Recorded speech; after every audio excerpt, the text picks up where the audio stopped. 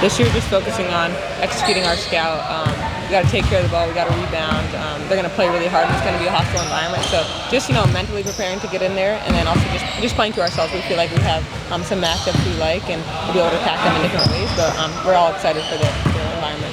Angela, coach said that you guys have a big advantage in size or the post against them. Can you describe that advantage against Michigan in the post? Yeah, I mean, it's just lots of mismatches for us and how we're going to exploit that.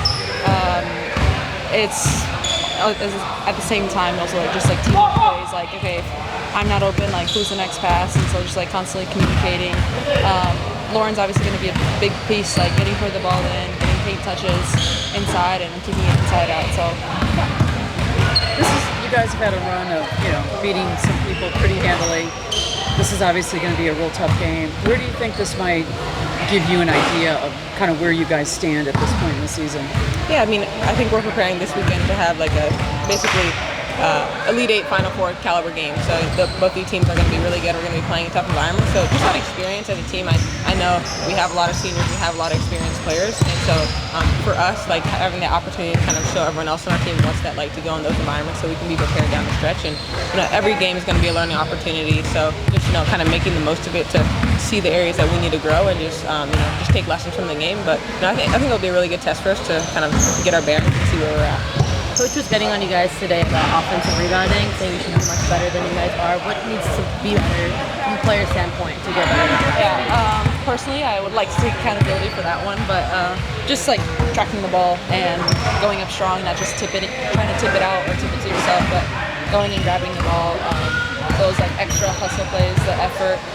Same thing goes with 50-50 balls. Like we should be the first ones on the floor, and same thing with the rebounds. Like we should be attacking the boards and trying to get those extra possessions because those are going to really matter in these type games.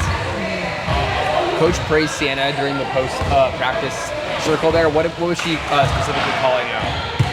Just the growth that Sienna has made over these past weeks. I mean, I know she had a difficult start, obviously was injured, and I think she's really hard on herself because she expects a lot. She's a great player, but her January was, most freshmen, they go through that process in November, you know what I mean, October, November, the beginning of the season. So just giving grace to herself and knowing that coach is hard on her because she's super good, because she has high standards for herself. And I think that's the best kind of praise that you can get from a coach to hold you accountable because they know the caliber of player and person that you want to be. Coach said after the Iowa game that you guys have proven against teams in your caliber that you can play 40 minutes of disciplined basketball. Was she kind of getting on you guys more today at practice, given that that she got that after Wednesday's game? Yeah. With Wednesday's game, like we just knew that we had these certain goals, so she even couldn't attain those. But I think the mentality going into Michigan is like, how do we build for consistency? Iowa, we had that. Then the following game, Rutgers, we didn't really have that consistency, so we're fighting for it again. It's like now we're back to square one. So like now we have Michigan State, so on and so forth. It's like how do we build the consistency up until the Big Ten tournament and Final Four. And Angela, on Wednesday, you have like a special moment with Coach Shannon after the game. Could you talk a little bit about how important she has been to you in the past and continues to be?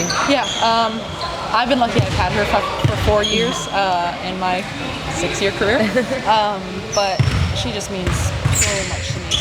Both from a basketball standpoint, obviously she's an amazing coach, but even more so from an emotional standpoint.